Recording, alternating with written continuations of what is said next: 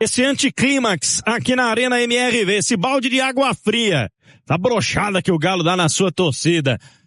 1-1, um empate contra o Botafogo aqui na Arena. Edu Panzi, quem foi o melhor em campo, hein, Edu? Matheus Cassierra. Cassierra é o voto do Edu Panzi. Pra você, Cláudio. Eu concordo, Cassierra. Paulo Azeredo. Cassierra. Caixa. Melhor em campo. Centroavantão, né? Centroavantão. Aqui tá chegando, ele faz, mas parou de chegar, né? No momento em que os jogadores deixam o campo, a torcida engrossa o tom da vaia. A torcida vaia mais forte aqui na Arena MRV. Quero te ouvir nessa primeira análise, Edu.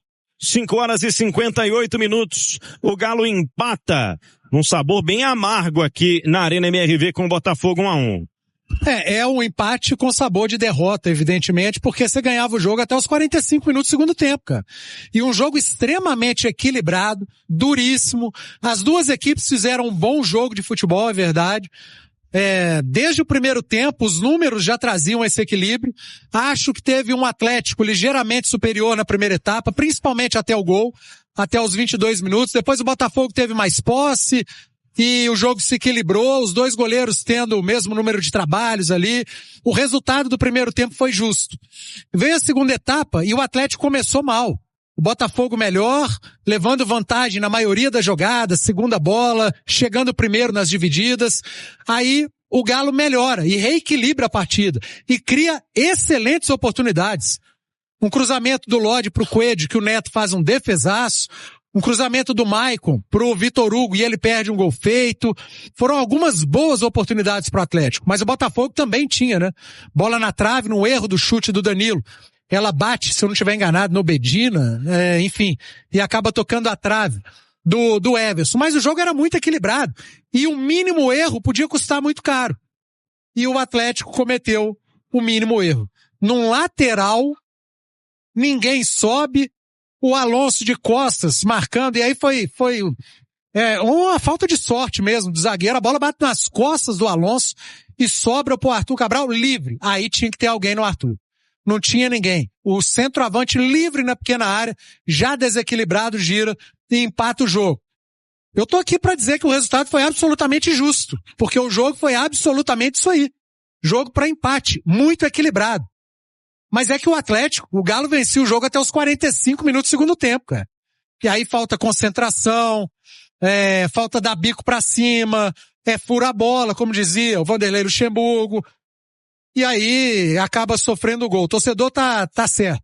Tem que protestar, tem que vaiar, tem que xingar, porque não tá bom, não tá bom. O Atlético poderia ter subido 5 posições, terminado em 8º. Segue na 12ª colocação, faz um campeonato brasileiro muito ruim, muito abaixo, não sai da segunda página da tabela, faz uma sul-americana muito ruim, e agora é a Copa do Brasil. Vai ter que fazer contra o Ceará o que não vem fazendo ao longo da temporada. Um bom jogo fora de casa, mas o resultado, 1-1, apesar de tudo, foi justo. Ô Edu, muitas chances claras perdidas pelo Galo, né? Segundo tempo em que o Botafogo se lançou mais, apesar dessa justiça do resultado, dá pra dizer que o Galo teve mais chances claras que o adversário? Teve mais chances, mas o Botafogo também mandou uma bola na trave. No início do jogo, o Everson fez uma grande defesa. Esse tipo de jogo, Pedro, equilibrado, com poucas oportunidades, você tem que matar o jogo. Se você tem boas chances, como você disse, mata o jogo. Porque se você faz 2-0, você pode cometer o mínimo erro. Você tá ali com uma boa vantagem. Agora, quando você tá vencendo por 1-0, você corre o risco o jogo inteiro de sofrer um gol. Você tá passando o jogo inteiro em risco. E o Atlético passou o jogo inteiro em risco porque foi incompetente em algumas boas oportunidades que criou. E na do Botafogo, que ele chegou, uma na trave e a outra o Arthur não perdoou. É do futebol, mas o torcedor tem que lamentar muito esse empate com gosto de derrota hoje na Arena. Eu falei no pré-jogo, estava acompanhando o sábado de futebol no Brasil, quando os jogadores do Ceará foram lá, sentaram ao lado do treinador, o Mozart, depois de uma derrota em casa para o Atlético Goianiense, e falaram na entrevista coletiva, junto do treinador, para dividir a responsabilidade. Hoje, mais uma vez, um resultado que não é vitória aqui na Arena MRV e um monte de gente vai embora de cara fechada sem falar, sem dar satisfação, Edu. É uma pena, né? Porque quem quer escutar é o torcedor. Quem quer escutar é a torcida do Atlético, a justificativa, onde o Atlético errou, onde o Galo falhou. Muito foi falado ali na zona mista sobre a falha defensiva, né? Mas o Atlético errou muito lá na frente também. O gol que o Coelho perdeu, poderia ter explicado o gol que ele perdeu. Outros gols perdidos lá na frente também. Então, o Galo não deixou escapar a vitória hoje por conta da falha aos 45 do segundo tempo. Teve um monte de falha lá na frente. E aí vem ao encontro do que eu estava falando agora há pouco. Para mim, o problema do Atlético passa muito mais pelo sistema ofensivo do que defensivo. Quem é o reserva do Coelho hoje no Atlético? Não tem. Quem é o reserva do Alan Minda hoje no Atlético? Não tem. Era pra ser o Dudu, talvez, né? Quem é o reserva do Cassierra hoje no Atlético? O Cauã Soares, um menino da base que tem poucos minutos no profissional. Quem é o reserva do Bernard hoje no Atlético? Não tem. Tem o Scarpa, mas não tem. Então, saiu hoje o Bernard. Edu? Oi. Só rapidamente, só para informar aqui a nossa audiência, foram os últimos mesmo, tá? Foram os últimos jogadores que passaram por aqui. A maioria passou reto, não quis falar, não quis conversar. E esses jogadores que a gente conversaram aqui, que conversaram, melhor dizendo, com a gente aqui, foram os únicos que pararam para conversar com a imprensa. Beleza. Eu tava falando que o Bernard hoje saiu e entrou um volante, cara. O Bernard tava jogando como meia ponta esquerda, porque o Minda tava jogando centralizado. No lugar do Bernard entrou um volante. O Coelho, um ponta, cara do 1 contra 1, força física, saiu. Entrou o Reinier. Característica completamente diferente. O Minda saiu, entrou o Cissé, que é jogador de meio de campo. Característica completamente diferente. Eu tô dizendo que Alexander, Reinier e Cissé entraram mal? Não. Achei que Alexander e Cissé entraram bem no jogo. Mas mudou muito a característica. E aí a culpa é do treinador? O Bernard pediu pra sair. Machucou. O Minda estava exausto no jogo. Ele tinha que sair. O Coelho estava pregado no jogo e vindo de lesão. Ele tinha que sair. O treinador não põe o Dudu porque o Dudu não acrescenta uma vírgula nesse time do Atlético. O Reinier entrou porque não tinha outro. O Cissé entrou porque é o que mais se aproximava ali para tentar fazer algo parecido ou semelhante ao Minda. E o Alexander entrou numa não era dele, na do Bernard que estava jogando lá do lado esquerdo. Então há um desequilíbrio no elenco que precisa ser corrigido com urgência na janela do meio do ano, durante a parada da Copa. Eu vou insistir nisso. E aí eu respeito todas as opiniões. O Atlético precisa se movimentar do meio para frente. O Galo do meio para frente falta qualidade. E do meio para frente, jogador que decide jogo e campeonato é jogador bom. Jogador mediano, você põe para defender. Você monta defesas organizadas com jogador mediano sem problema.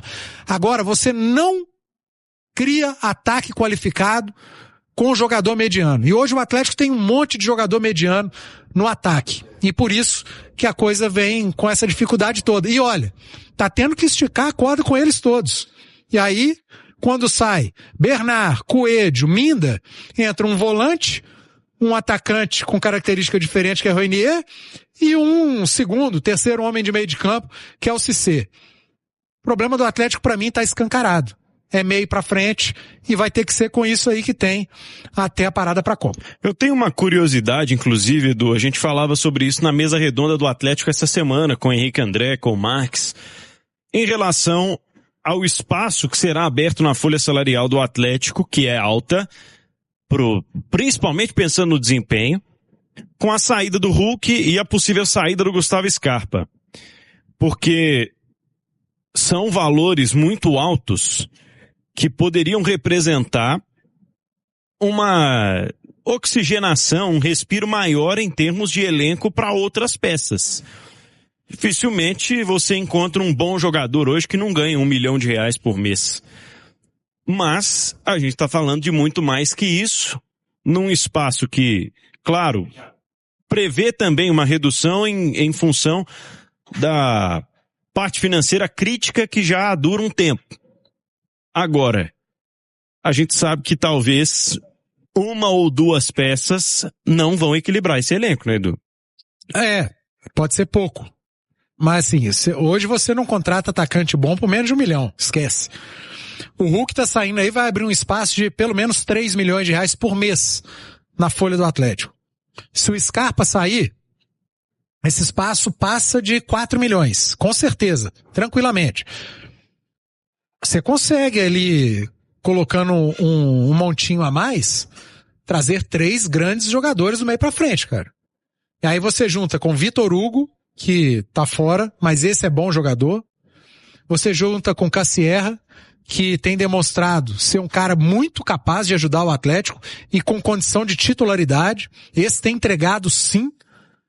Você traz mais 3 ótimas peças, aí você ganha um Coelho de opção, você ganha um Minda de opção, ou se crescer mais até como titular. Você ganha um Bernard. Cara, o Bernard, o torcedor pode xingar, chiar. Bernard deixa muito em campo, assim, de dedicação, sabe? Acho que tecnicamente tá faltando mesmo, tá muito longe.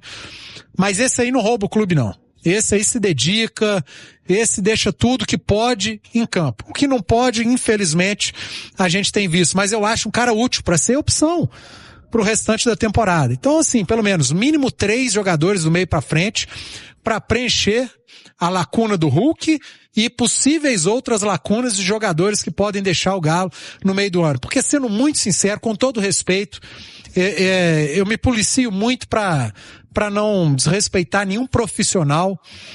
Mas, cara, o que a gente pode esperar do Dudu? O que o Dudu tem entregado ao Atlético?